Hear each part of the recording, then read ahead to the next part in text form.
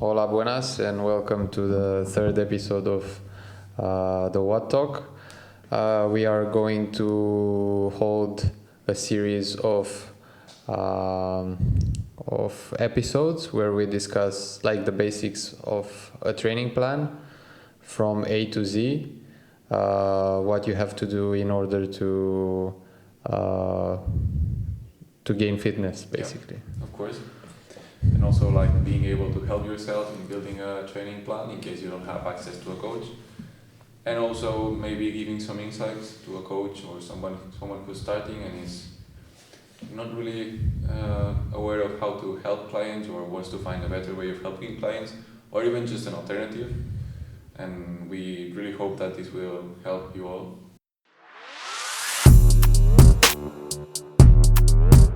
So yeah, for this first episode, we'll speak about goals and the importance of such goals. And I think that since I've been with you, it was your first question, like, hey, I want to train you, but what are your goals?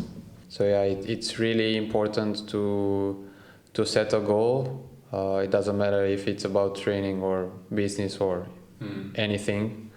In order to be held in the process and in order to stay consistent, you need a goal. That's the first thing. And the second idea is that in order to know what you have to do, it's really important to know where you are at the moment and where you want to go. Where you want to go, that's your goal setting. How far are we looking? Like, should goals be like 10 years from here in training specifically, or would you look something that's a bit more close range and mid range? It can be either short term or long term goals. Like for example, for you, maybe the short term goal is winning the Catalan championships in time trial, but your long time goal is like increase your fitness. Yes. Every year with a certain percentage, or becoming a better climber or a better athlete in general, or I agree. So we have three types of goals: process, performance, and outcome goals.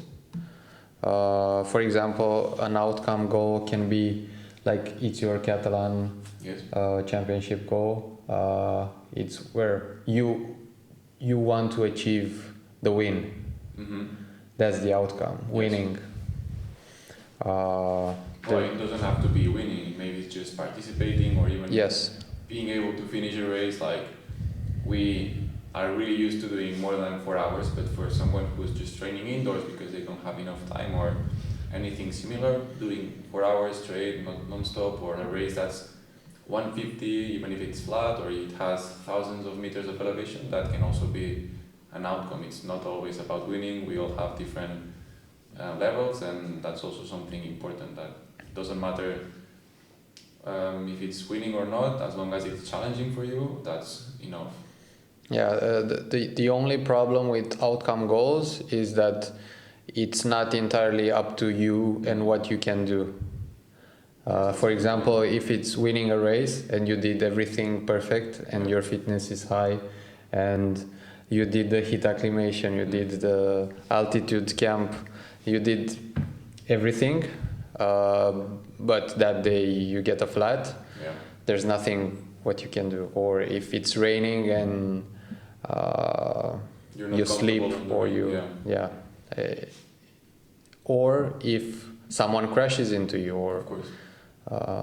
That's why it's not always the most healthy goal to set, but it can be a good drive for an elite athlete, for example.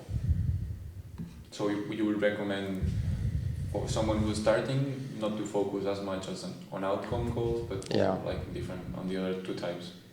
Yeah, and also it's a bit risky in setting outcome goals, because if they don't happen, you think that the only reason it didn't happen is because of you, but there are many other things influencing your outcome goal. Yeah, it can be very frustrating, and if you're not mentally prepared of accepting a defeat, Yeah. because well, it's not really a defeat, because in the end, I'm sure that if you've been working towards a goal, all that work that you've been putting on for so many weeks, it's already progress and it will be beneficial, but we will only end up with the finishing picture, which is I did not achieve what I wanted to achieve. Yes, exactly. But well, maybe during your TT, there's a new guy who's coming who is really talented, and he gets in front of you, and there's nothing you can do because you already had your best performance. Yes. And that leads us to the second type of goal, which is performance goals, which are more relevant for the athlete, because you can set, for example, okay, I don't want to win the TT Catalan Championship, but I would like to average 50k an hour for this certain route. Yes. Or I want to push 400 watts for the entire 20k. This sounds like all my goals. Yeah. Well, they are way more healthy. Well, yes, it seems like an outcome goal, but actually it's not really, because it has the fact that it depends on you. Yes. I mean, the speed, it can be a bit of a thin line, but usually like FTP or fitness-wise, or maybe sprinting, if you want to hold like 1000 watts for 30 seconds, like Jonathan Milan this last week. Or maybe like goals that you had last year, trying to do your FTP numbers after 4,000 or 5,000 kilojoules on a certain climb for 20-30 minutes. That's also a performance goal. Yes. Which takes into account fatigue resistance and other things that you have to work on. One thing that I would like to point out is that you should usually focus on yourself, not setting your performance goals based on what's trending or some other guys. It would be insane if I wanted to have the same numbers as any of the guys from World Tour. That wouldn't be realistic. And I think that's also something important that the coach has to do, like help you realizing like you're not focusing on yourself, you're just comparing to your friends in the bunch. Maybe that's even unhealthier than not having any goal. So just focus on yourself, know yourself, and work in trying to improve yourself. Yeah, and since you also mentioned this, a good performance goal can be, it has to be challenging, but it doesn't have to be unrealistic. Yeah. So for example, maybe for you 380 watts, it's not unrealistic, but it's very challenging. So that's healthy. But if I would set you a performance goal to push 420, maybe that's not unrealistic. That's unrealistic. Yes. So you have to work with your coach, or be real to yourself. Yes. And try to achieve like a certain number or a certain metric, or that's like very challenging, but maybe not World Tour numbers if you are a local rider, or it depends on every athlete. For the last type, would have process based, which basically it's throughout the season, let's say, or after a certain amount of weeks, months, whatever you want to achieve. It's more of a things that you want to improve, such as descending skills. I mean, in the end, it's something that's really important, unless you live in the Netherlands.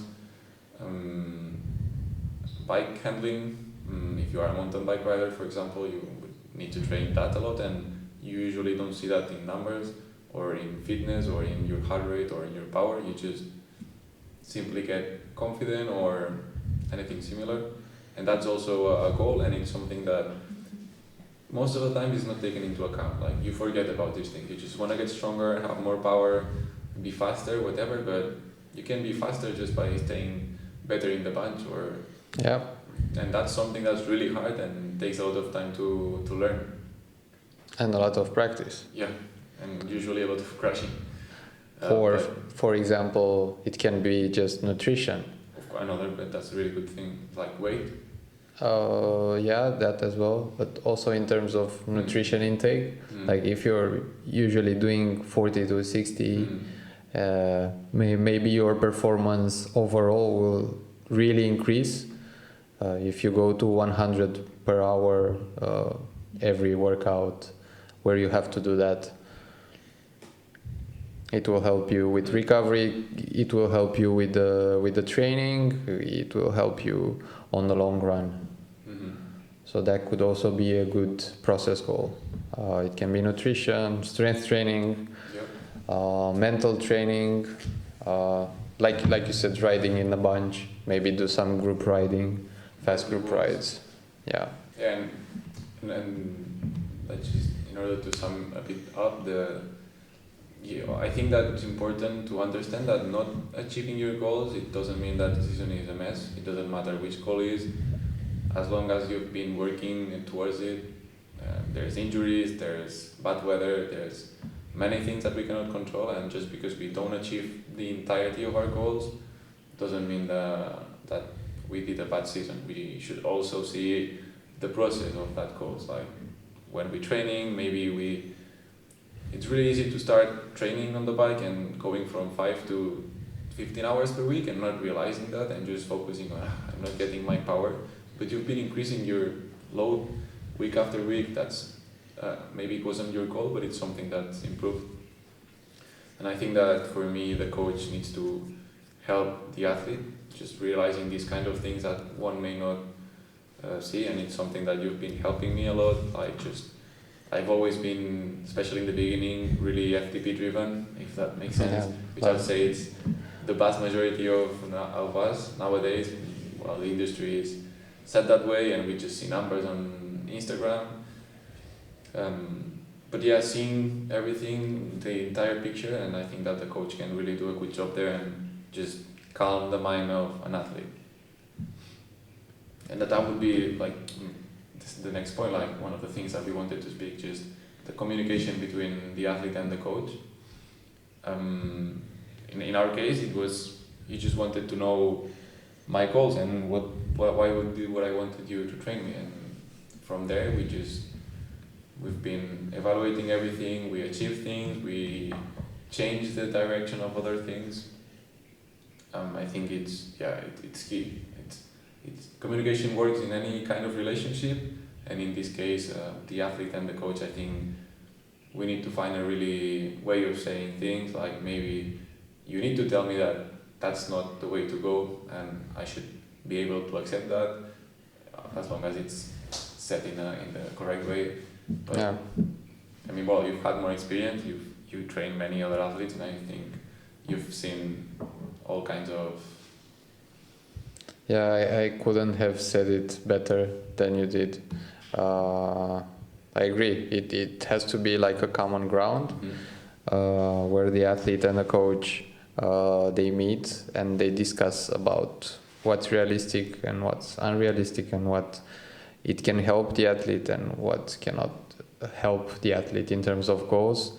For example, process goals that can help the athletes achieve their performance goals. Or one question is, we're now speaking of a coach and an athlete. If you were an athlete yourself that you don't have access to a coach, how would you, if you were to recommend to someone who's listening that doesn't have a coach, how would you help him to identify if a goal is achievable, if it's not, so he can have that communication with himself, so he can also see the entire picture himself, or he can tell himself, no, that's not realistic, or well, maybe that's a bit too little, I can do a bit more. It's too easy. Yeah.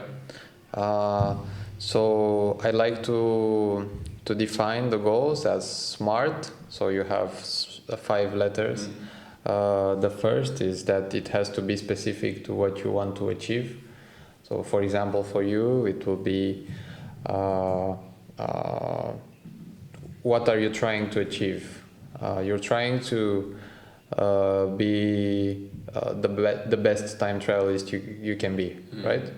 So that's very specific. Yes. You're not trying to be a time trialist and also a sprinter. Okay, that's cool. The second one in SMART is M, measurable. You have to find a way to measure your goal achieving. Okay, progress. Yeah. Either it can be a number that you want to achieve in terms of maybe the average speed for your time trial, or it can be maybe a CDA that you want to achieve, or anything, just yeah, measure it. yeah. The third one is attainable. So your goal has to be attainable. It doesn't have to be unrealistic, like we discussed, but it also has to be challenging, like we talked earlier. So it should be like a good balance in between. Yeah. The fourth one, it should be relevant and meaningful. Like it has to have some sort of pressure, let's say, good pressure. Motivation. Yeah, basically. yeah. So, for example, maybe you want to achieve 50k an hour, which is like really fast. yes, on a terrain like this, on a route around Girona, that's really hard to get. And then there's time-based. Every goal should have a date. So I want to get to 50k an hour in 4 months. I want it in 3 years. So then we come to the same idea, short versus long-term goals. Yeah. One extra point that I don't know which letter would have, maybe the P. It's like prioritize. Just you cannot achieve everything at the same time. Yeah. I think it's also important that, in my case, like while I will explain later, I want to race on some mountains, on hilly stages, but first I want to do the TT. So my main goal, not until I finish the time trial, will be just focusing on there, just working on my time trial position, whatever we need to do to get that working. And once that's completed, whatever the outcome is, we'll just change the focus again and then just work on the grand fondos and seeing what are my needs. So you should also try to prioritize which kind of goals do you want to focus on first, because focusing on everything will produce nothing, most likely. Yeah, maybe you want to do a triathlon and also be a climber. Maybe you cannot do them perfectly, but maybe you can focus half of the season on one of them and half of the season on the other one. For example, you had a running race last year. Yes, last year. I don't know why I did that. So at some point we defocused from the cycling training and we focused a bit on running training. So yeah, we prioritized and as a coach, what are some things that you would say are important for you to know from an athlete? Like, if you see that I'm not giving you enough input, what would you say, like, if I have any limitations, what would you like to know for me to achieve? Like, maybe I'm telling you a goal and it's the first conversation that we have, how would you be able to know if that's doable or not, either short, long term, whatever?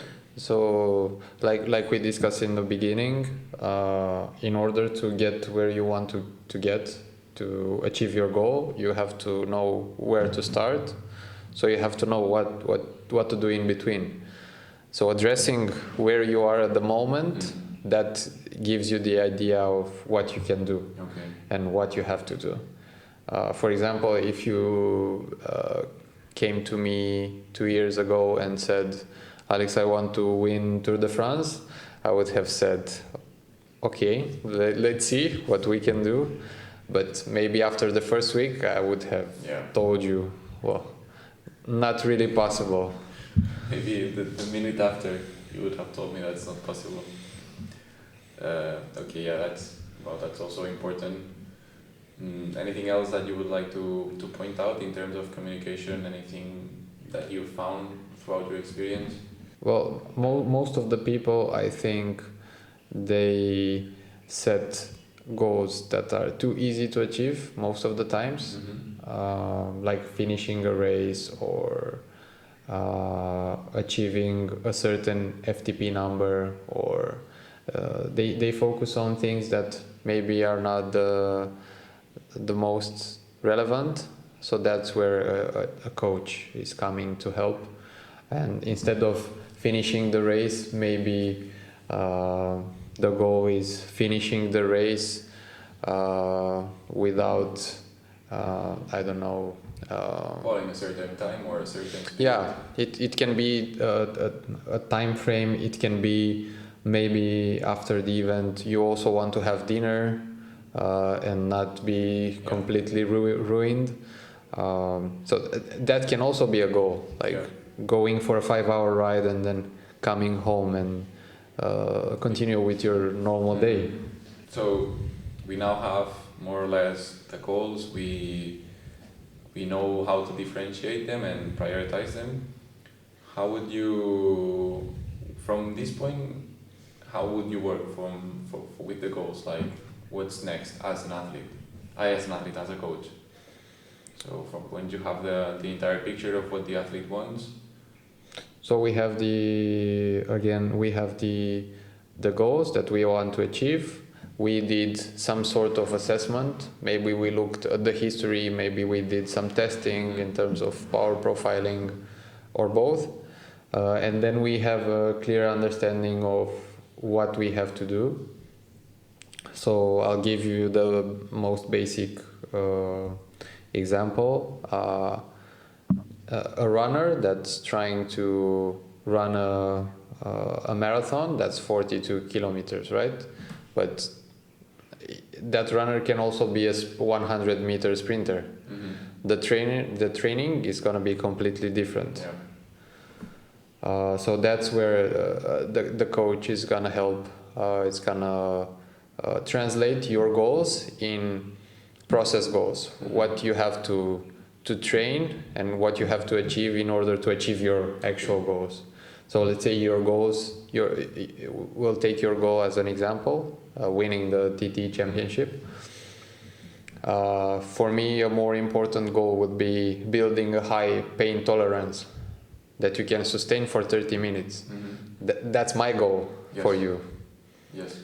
For me, it's not that important that you win. For me, it's important building that pain tolerance. So that in the end, I can just from everything that we've built and have my goal achieved or whatever the outcome is. Yeah.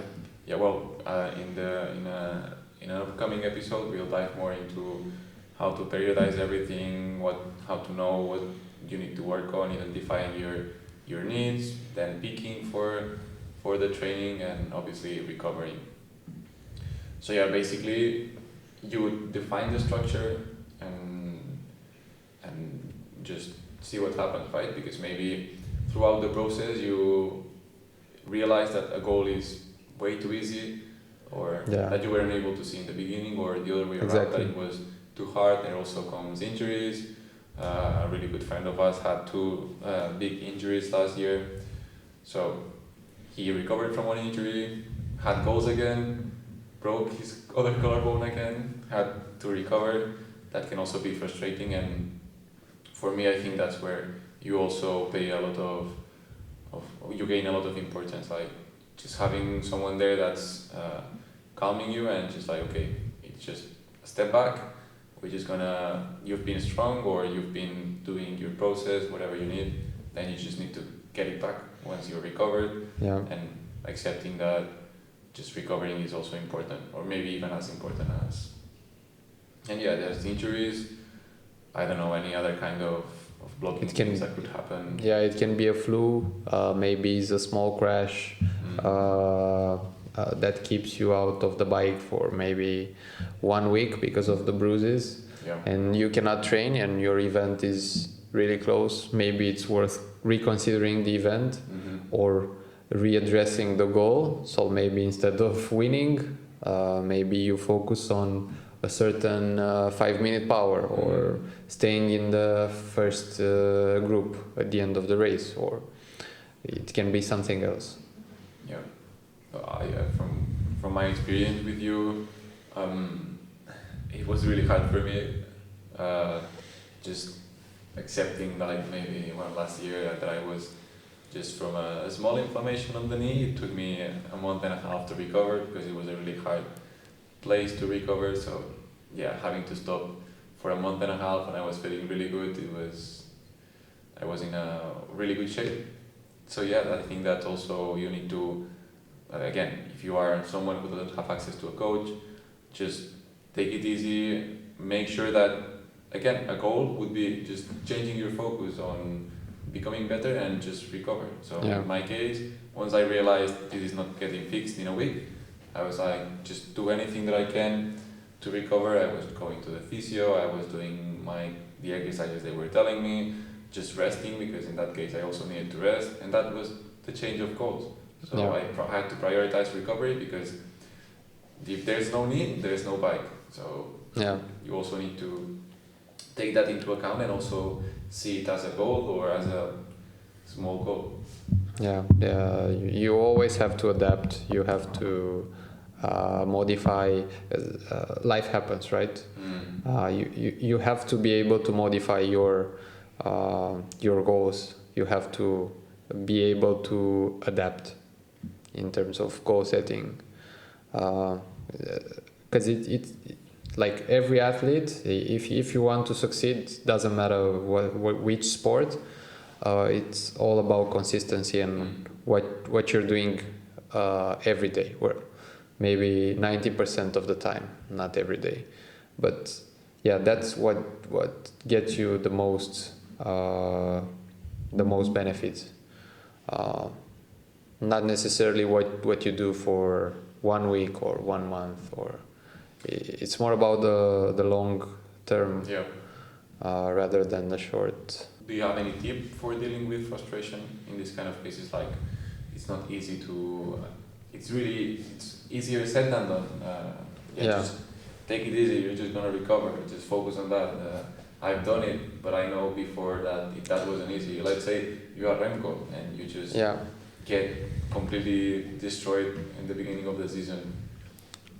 Do you have any tips for dealing with that frustration? There are many things you can do. Well, maybe for Remco it's very hard because it's like. Well, it was just an extreme example. Like he's earning money from that, so he somehow has to do his job. But for us, I think you can readdress your goal. For example, let's say your event is approaching and you got a flu, and maybe you're not in the best shape. Maybe the best idea is adapting your schedule. So maybe take a step back to rest and recover. Then go to the race, maybe not with the highest fitness, but still a pretty good fitness. You go there, you do the best that you can, and afterwards you can actually improve because of that. At some point I think that you need to be injured or having a really hard week, because then you accept it has happened once, and then when it happens again you're more easy with yourself, you accept that it's fine. You understand that you're not gonna lose that much fitness. And what we're saying also about, we're speaking mostly about injuries, but just a rest week or a resting period of 2-3 weeks tops can also help you in understanding that. It has helped me in that way. Like, I just didn't want to rest, maybe just accepting that you just take one rest day. And now in my case, if there's a Monday that's a very easy day and I just don't want to want to go out because maybe it's raining and the workout is really easy and I just rather rest, I can just take an easy day, and mentally I know I'm not losing anything. Most likely I'm helping my body to recover and feel even better. So everything takes time. Maybe accepting or embracing recovery can also be a goal. We used to do that with you. Yeah, I know. In order, because you were like, you had an anxiety if you were not training. I know. So if you lost one or 2 days of training, you were like, I'm losing so much fitness. Yeah, yes. And we had to work on that. I've been training in a structured way for nearly 10 years now. Especially started with the gym and now on the bike. And I remember like one day when we went I had 3 or 4 hours. We were supposed to go to the coast and it started raining. And we did only less than 2 hours, so I just did the rest of the workout indoors. Yeah. On the trainer. I was like, now I think about that, and I'm just doing 2 hours in the trainer. Now, you just accept it's gonna rain. No. Tomorrow it's gonna be sunny or not. That's it. You'll be fine.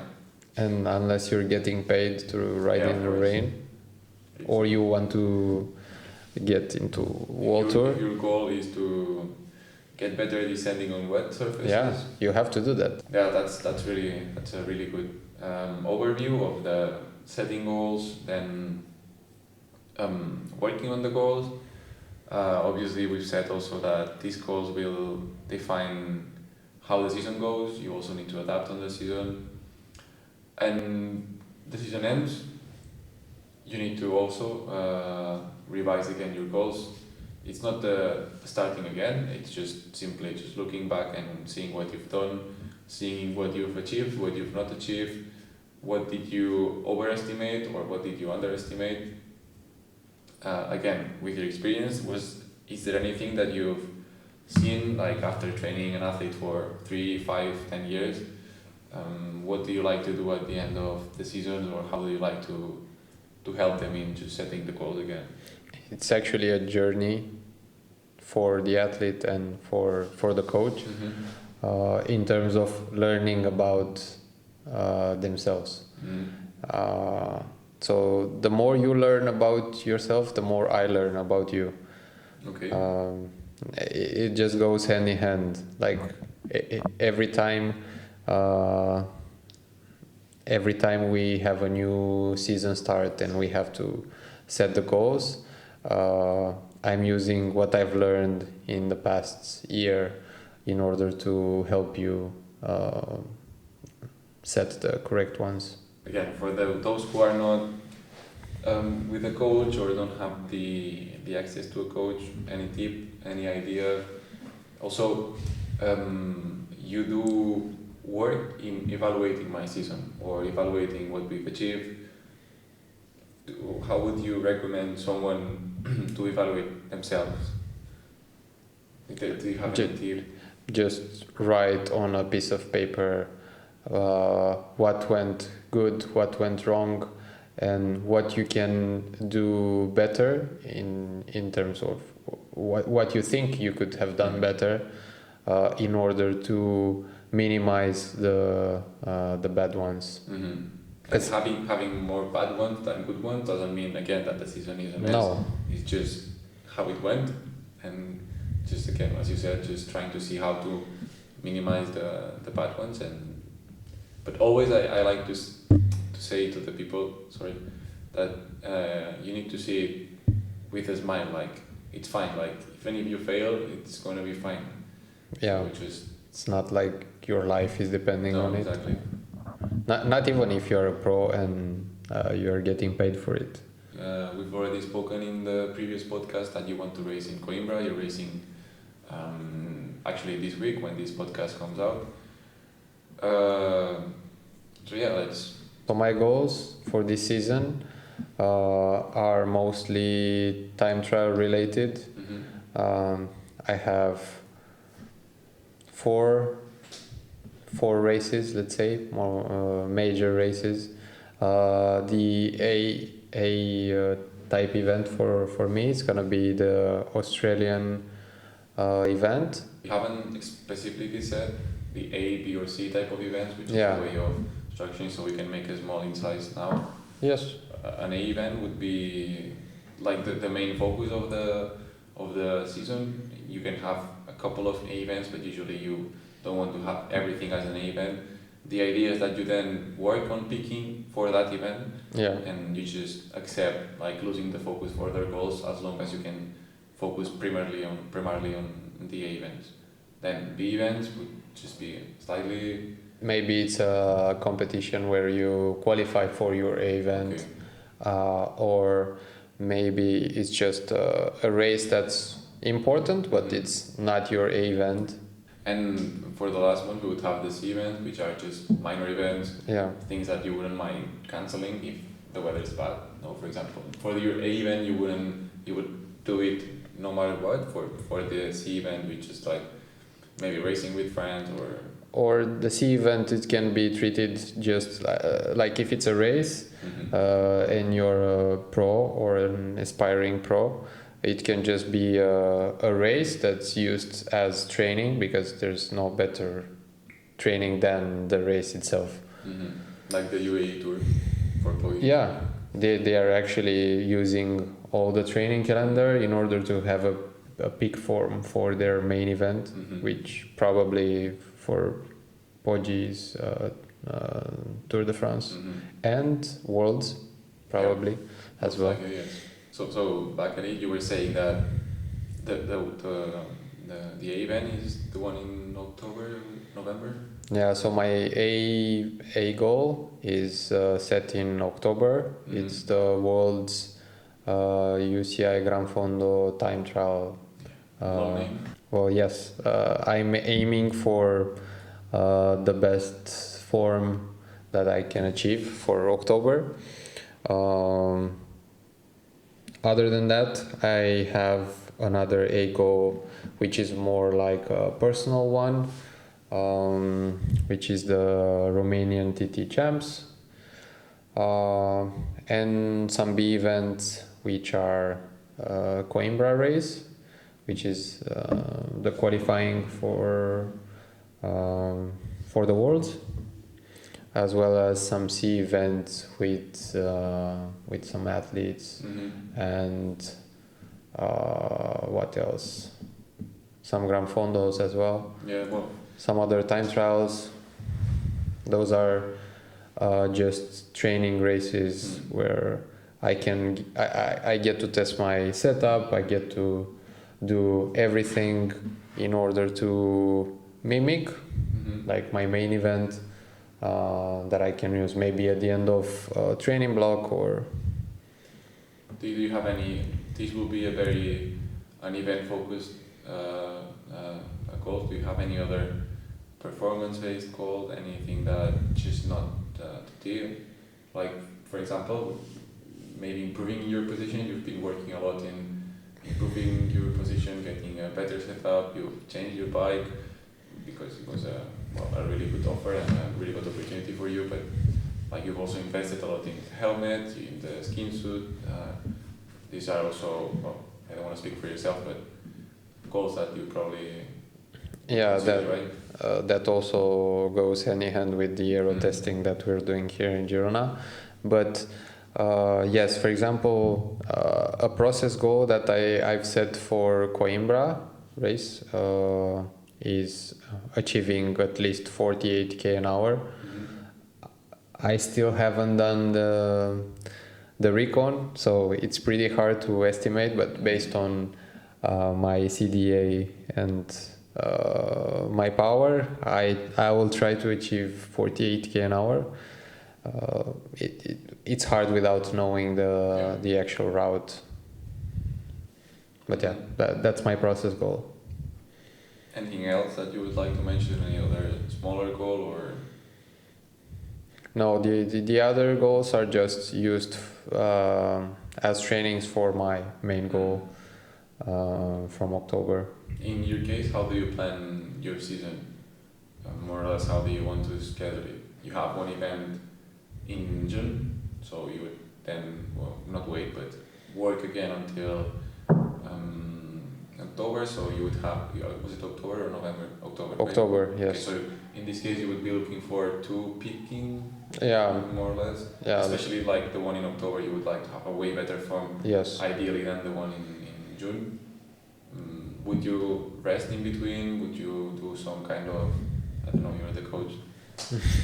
Now I'm trying to do everything perfect except the training itself, which I have time until June, which is my first A event. But yeah, I'm mimicking everything like heat training, setup, aero testing, everything. And then for my first A event, I'm trying to build up the fitness gradually. I'm using some traditional periodization, but also some block periodization based on my limiters at that time. And aiming for a first pick in June for the Catalan champs and for the Romanian champs, which are a few days apart. Hopefully you'll be able to do both. Hopefully, yes. And then you would then take into account what you've learned from the first peak to just improve or do again like a check-in of yourself, reevaluate yourself. Yeah, and in between the A events, so after my first peak in June, I'll take it easy. I'll try to recover because the body is gonna have a lot of stress during these 6 months. So I need to give him a break. Maybe 2 weeks, maybe 3 weeks. We'll see, based on how am I feeling. In my case, it's actually a bit of the same, but I don't have the experience that you have on the TT. For me, it's just brand new, and yeah, basically we've been working towards the Catalan champs, which are in June. And in my case, it's not been like I need to improve my position because I didn't have a position. So we've been testing, we've been seeing what works, what doesn't, and yeah, just trying to get my best TT shape, position, everything for the Catalan champs. And after that, it's most likely going to be my climbing season. It's just afterwards the TT. We still need to check if I will do some other TTs afterwards. We would have to see if there's any. Sadly, there isn't as many as we would like. And it's also dependent on your outcome in the first one. But since I don't really know if I can participate in the Spanish ones, if I win the Catalan ones, we simply don't consider it. We would then adapt in case that's the possibility. After that, there are some Gran Fondo. I really like racing this Gran Fondo or just simply races that are organized, and most of them are in the Pyrenees. They are climbing ones. Also, as it's my 25th birthday, I wanted to do an altitude weeks training. So just before La Purito, which is my other A race for this season, I'll be doing 2 weeks in altitude at 2,000 elevations in Andorra. Maybe Jorge will also join me for a couple of days. And the idea is just to test myself and come really strong after La Purito, which is, Do you want to do that for your TT as well? If it works, if it works, it's fine. Like could be a really good. We would have to check first if I can enter the Spanish champs, and usually it should be either between June and August. So maybe it ends up being really good. So, and just after that, it's just enjoying the bike, because also really structured training, really pressure on yourself ends up cooking you a lot. Especially mentally. Yeah, so just after I'm done with La Purito, or if there's any chance I do something similar afterwards, maybe I'll take just a week of just riding, just going to a coffee shop every single day, not doing anything else, or maybe not even riding, so that I can just calm a bit. Yeah, and it's really important. Again, just enjoying the rest of the summer. And maybe towards the end of it, there's an event that we did last year here in Girona. There's one clothes brand that does a challenge that's basically you do five or six of the most important climbs here in Girona, and you end up doing like 275 kilometers and 5,000 of elevation. You are basically doing all the climbs in Girona. Yes, all the climbs. That's about it. Well, the challenge doesn't do all the climbs. I do all the climbs. Yeah. There's one small climb that's not done, and it's like we just 7K. It's really easy. Like you did last year. Yeah, and you end up doing 300 kilometers. But yeah, that's just I don't go there with any goal. It's just I want to finish. You enjoy it. Maybe I would like to go a bit faster than last year, but it's not something that I would. It wouldn't be any kind of event, not even a sea. It's just something that if it rains, I will not go. It's as simple as that. So yeah, that would be my season. As we were speaking a couple of weeks ago, I'll have my time trial season, then my climbing season, and afterwards my ultra distance season. And yeah, just again the same as you know, improving a bit my FTP, my fitness, my everything. In this last month, I've been willing to improve my recovery as well. In my case, I felt the need of, okay, I don't need to improve my endurance that much. I already have a really good endurance, but I don't have that recovery. So we've switched the focus. We prioritize the recovery. I'm taking zone 2 days this year. So yeah, just as long as my recovery improves, I'll be achieving my goals in this case. And I'm sure that it will help me even more on improving my FTP or my endurance than just basically going full gas every single day. Yeah, that's true. And regarding how we will structure the season, basically in my case I would have like a really big peak of form throughout. Yeah, for your main event, which is the Catalan. And then we'll just sustain that peak, right, for July. Just for your next event, which is a B. Yeah, La Purito. Yeah, we'll try to keep as much fitness as we can. You will not lose any fitness, but yeah, we will focus more on moving your power profile more to a fatigue resistance type of profile rather than 30 minutes full gas. Yeah. So yeah, it's, as you can see, it's different goals, different seasons, and I think it's also a bit, I would say that a coach will really help you in defining the things, but it's something that you can also do as long as you are honest with yourself. There's no need of having a peak every month. You will not be able to achieve that. Maybe it's important to... If you are always in peak form, you're never in peak form. Yes. Exactly. This is good for a real. No, it's how it is. And I would say one last note, maybe it's embrace the recovery. It doesn't happen anything if you lose fitness. Like, you need to lose fitness. You need to lose your peak. You need to lose your form. You need to recover, because it's the only way you improve, actually. So yeah, I would say that's the only last thing.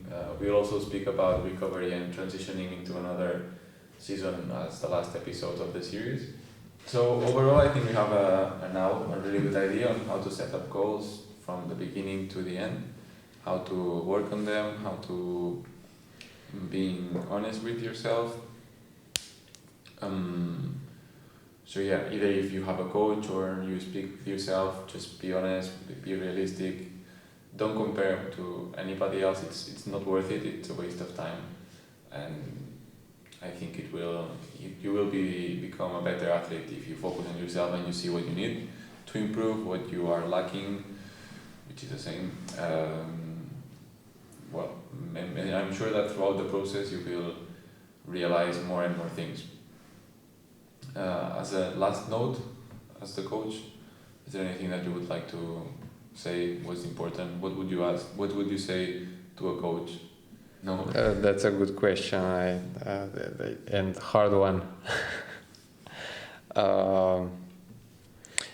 Like you mentioned, it's really important to be true to yourself and address your experience, your fitness level, your event, for example, the length of the event, or your ability to recover, your time availability to train as well. And based on these things, you can set up a good program, a good year for your goals. For example, if you're trying to be good in a TT that's 20k, and then you're trying to win a gravel race that's 300k, and then you want to also do I don't know, criteriums, that's just not gonna work. You have to divide and prioritize what's important for you and what's not. At the end of the day, you will be able to only work in one direction. Maybe sometimes they go hand in hand. Like for example, a good time trialist is also gonna be a good climber if it's not very heavy. But yeah, in terms of training, it's not gonna be a big difference. But if you want to be a good gravel racer and a time trialist, maybe that's not gonna work that good. So yeah, that should be it for the first episode of the series. Make sure to subscribe and like the video if you wanna give us our support and continue with the series. Regarding next week, you'll be in Mallorca. We still have to see if we can have an episode. One idea that we have is to have a Q&A. So if we have enough questions and enough time to record a remote session, which is one of the main ideas, we'll make sure to answer as many questions as we can. If we don't, we'll keep the questions to answer them maybe in a special episode or whenever we have time. The idea is to answer as much as possible. So yeah, if you see a podcast, be happy. If don't, be happy as well. You're coming in 2 weeks anyway, so it's just gonna be 1 week. You're going on a training camp for a week. You plan on doing a lot of hours. We also want to use that as a podcast episode, how to prepare for that. So again, stay tuned. Make sure to follow us on our socials and see you at the next episode. Adeu.